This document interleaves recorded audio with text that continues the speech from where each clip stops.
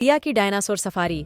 रिया से मिलें। एक बहादुर खोजकर्ता जो अपने भरोसेमंद गाइड के साथ एक असाधारण साहसिक कार्य के लिए तैयार है। वे कुछ अद्भुत खोजने के लिए डायनासोर सफारी पर निकलते हैं। भारत के घने जंगलों की खोज करते समय रिया को कुछ असामान्य चीज दिखाई देती है। डायनासोर के पैरों के निशान वे किधर ले जाते हैं?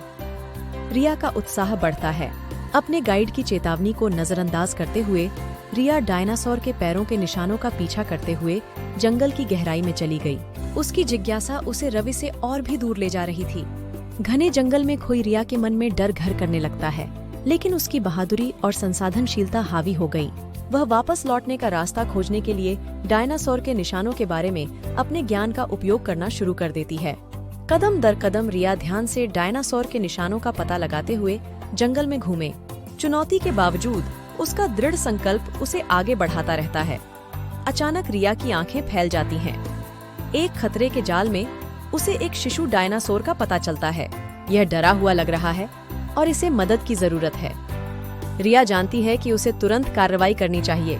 रिया का दिल तेजी से धड़कने लगता है जब वह डायनासोर के बच्चे को अपना हाथ देती है। एक कोमल स्पर्श से इसे आराम देना।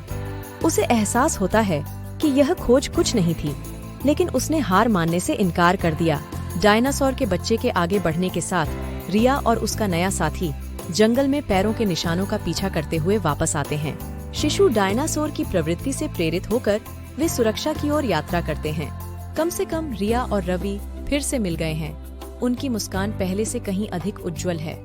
वे अपनी डायनासोर सफारी जारी रखते हैं, यह जानते हुए कि अप्रत्याशित मोड़ अविश्वसनीय को जन्म दे सकते हैं। जैसे ही रिया, रवि और शिशु डायनासोर आगे की खोज करते हैं, उन्हें सभी आकार के डायनासोरों के साथ एक जादुई समाशोधन क्षेत्र का सामना करना पड़ता है।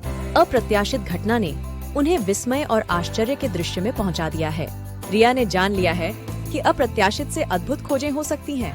वह अपनी उल्लेखनीय डायनासोर सफारी की यादों को संजोते हुए अपने साहसिक कार्य को अपनी पत्रिका में दर्ज करती है।